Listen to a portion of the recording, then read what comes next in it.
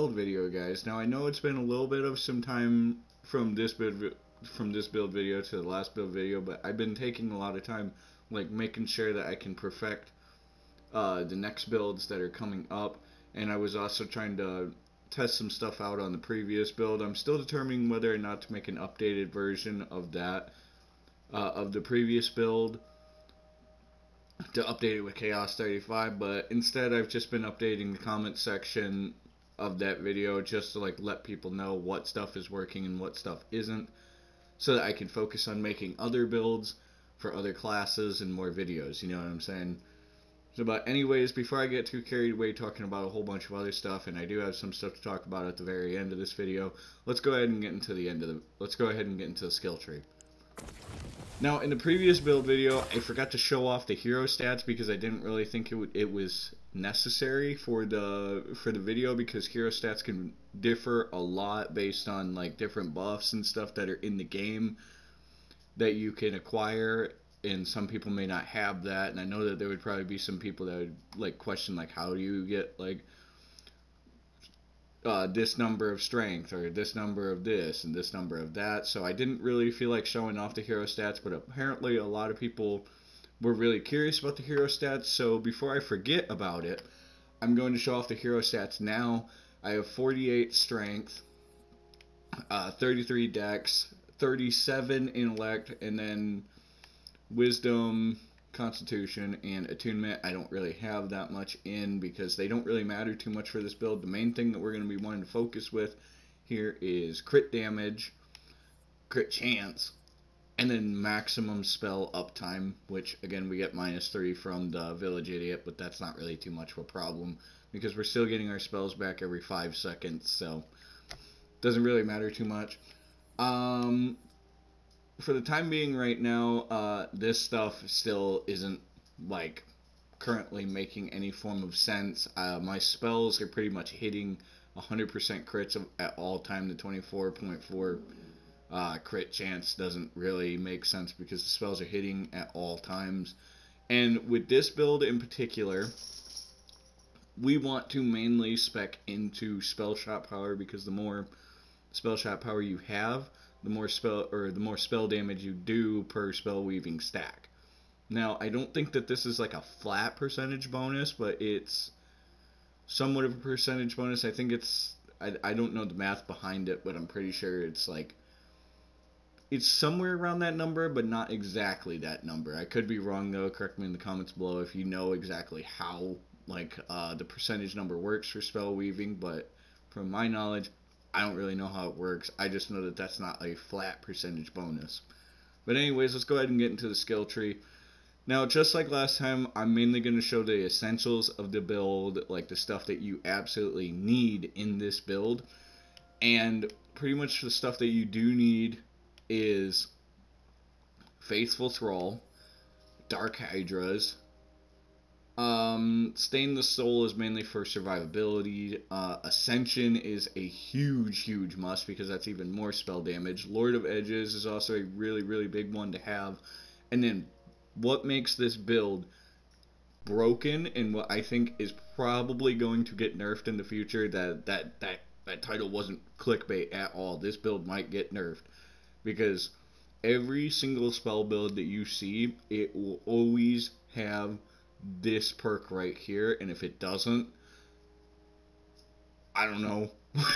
Because this perk is absolutely broken. Now, if it's not going to proc at all times. It's just like play the angles and stuff like that, like how play the angles can ricochet on itself and cause gigantic damage. This perk, it almost works the exact same way, but the higher your spell damage is, the more broken that this perk is going to be. And honestly, I don't know how the hell the damage scaling of this perk works, but man, is it absolutely broken when it procs. Now, again, it's not going to proc at all times, which is why I kept that kill a parasite in, because while it still wasn't the slowest kill compared to the other kills in the video, or in the build demonstration, it was definitely the slowest because this didn't proc at all times, and I wanted to keep a clip in that was more realistic on what can happen when you're fighting a boss.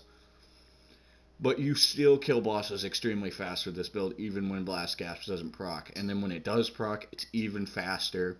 Like in the Dragon Lord clip in that demonstration, I had none of my shield break effects active, and Blast Gas just procced 100% of the time. And you saw what happened there. You can still pretty much 1v1 a boss, absolutely destroy him, even without like your shield break stuff active. Sorry about that. My headset was being, or my mic and headset were being stupid, but I'm pretty sure it's fixed now. But again, like, you saw what happens when this procs 100% of the time. You don't even need your shield break effects. Now, I do recommend shield break effects because that's what makes this build how powerful, or to like the power that it actually is, like how strong it is. And again, we're going to get into the gear in a second, but I just wanted to say this right here is absolutely essential in this build. And of course, we're spec'd into Morheim's Blessing because cast a spell, you activate Ascension, you activate Dark Hydras, which synergizes with Faithful Thrall, and you activate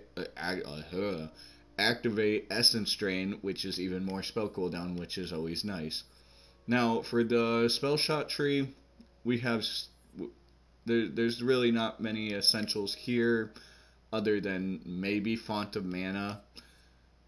But the main essentials, I mean, I guess there's only two main essentials, but that is Glass Cannon for the 30% flat increase to your spell damage. Even when your ward isn't broken, you're still getting this as long as you're spec'd into it. And then, of course, High Thread Count for even more spell weaving stacks, which equals out to even more spell damage. Now, pretty much like the main goal of this build is we are going to be unshielded at all times, constantly casting spells, not shooting our gun a single time. And I'm pretty sure there's going to be some people like, well, then how do you survive if you have no shield?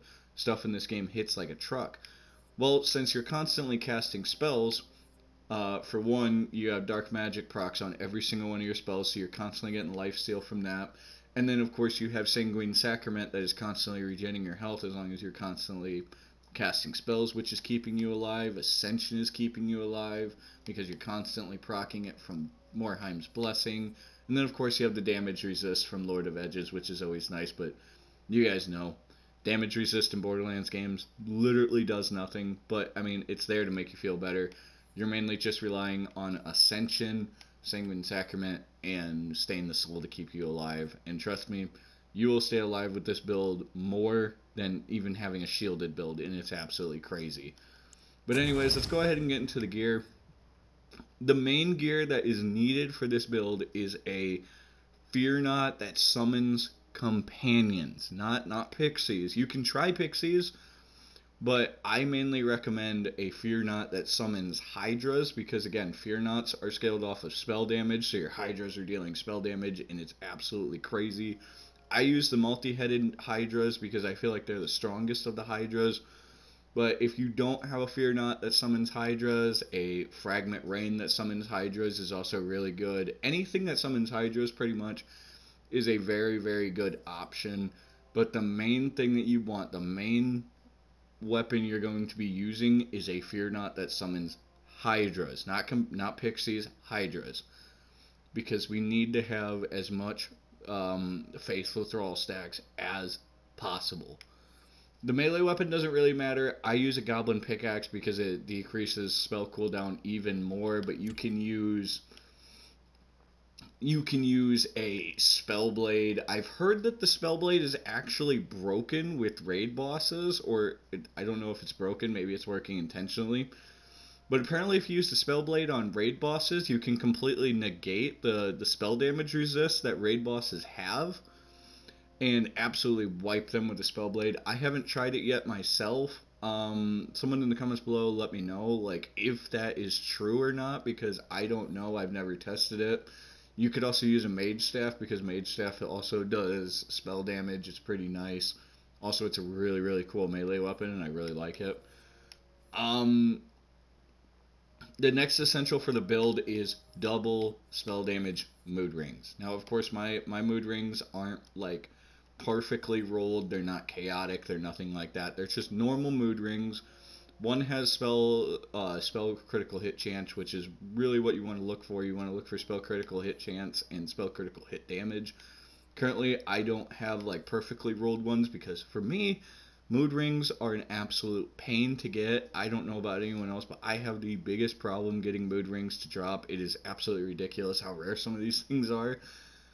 But double mood rings is essential for this build. Absolutely essential because we're going to be having our shield down at all times. So we want to get that constant 100% boost to all the stats on here at all times whenever our shield is broken. The shield that we're going to be using... Oh yeah, I do have a Roid Curse Wit on this character. I should probably switch those around. But switch that to my melee. But the next thing that we're going to be rocking is we're going to be rocking a Cursed Wit. Now again, in the previous video, I said that the Cursed Wit wasn't really all that for that build in particular. But this build, since we don't want shields at all, the Cursed Wit is absolutely essential. It is super, super strong. It's giving us damage reduction. Again, doesn't mean anything in Borderlands. Damage reduction is completely a pointless stat. And then, of course, up to 100% increased damage whenever we're nearby enemies. This is a scaled number that is based on the distance that you are with an enemy. It is not a just flat number. I know a lot of people get confused with like the 100% damage bonus on the Cursed Wit. It's a scaled number based on your distance, kind of like personal space on Amaro. But again, this shield is essential for this build. A Warped Paragon is also extremely essential. I actually have a really, really good one for this character. It has spell damage, it has ability crit chance, it is super, super good. Ward regeneration delay doesn't matter because we don't have a ward, but the spell damage and ability critical hit chance is absolutely amazing. I could not be happier with this one. And of course, when you look for a paradigm for this build, you want to make sure that it is prioritizing spell shot power over everything. I don't know if there's like another spell shot thing, like another spell shot prioritized class mod that like gives better perks, but for this build in particular, I use this one. And if you notice, I'm not using Double Knot at all because Double Knot is actually glitched right now, and I wanted to make a build that did not involve a glitched perk. And I guarantee that's going to get fixed here soon. But you saw the damage that we're doing even without glitched out Double Knot. It's absolutely insane. It is so, so good. We don't even need that glitch perk.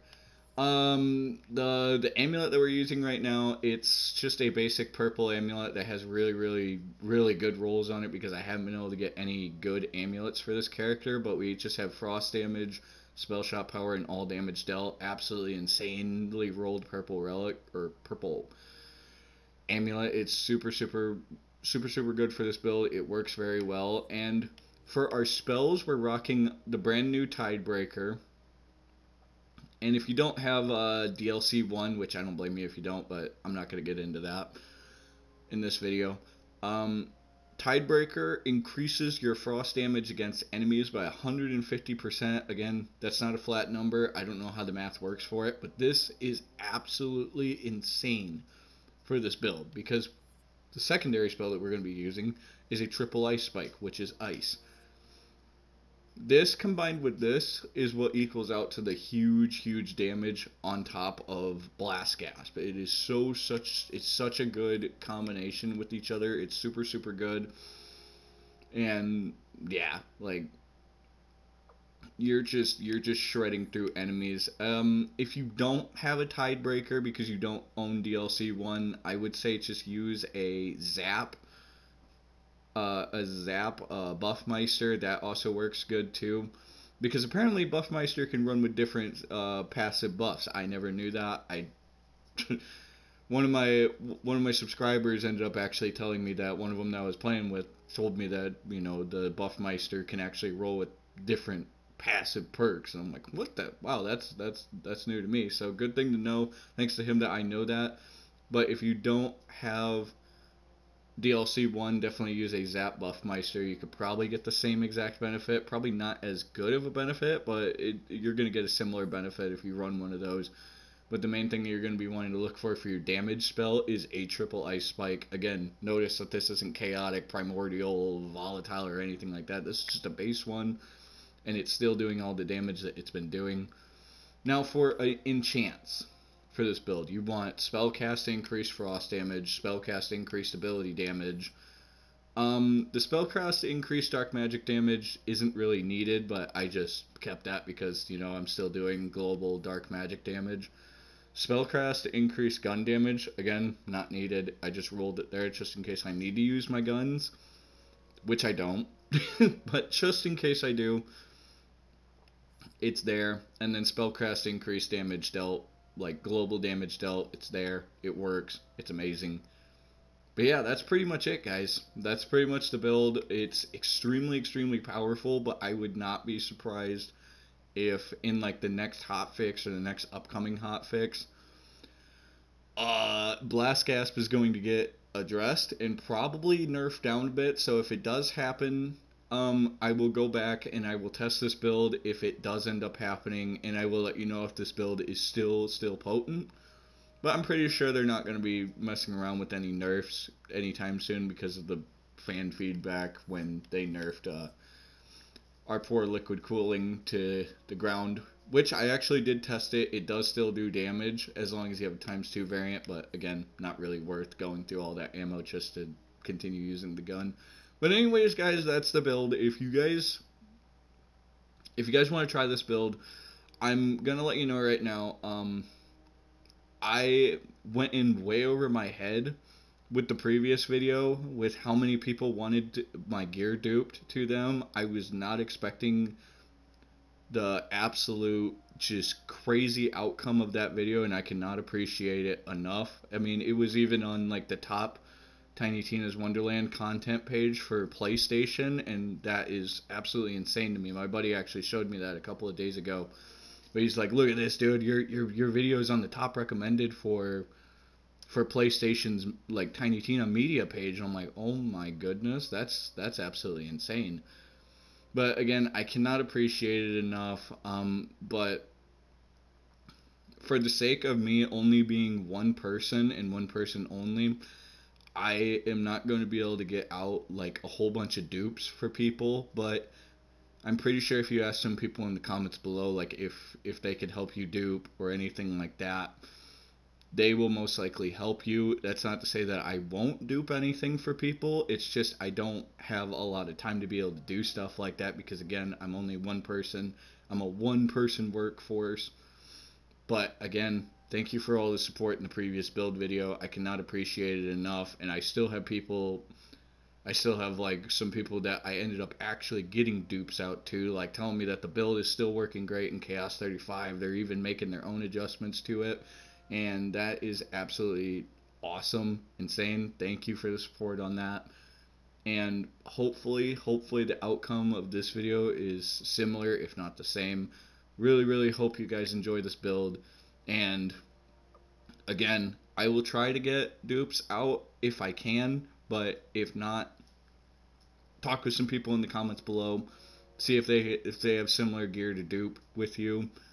But other than that, hopefully you guys enjoyed this build, and I will be working on the next one. I think the next one I'm going to be doing is a melee build, so again, might be out in the next week or so.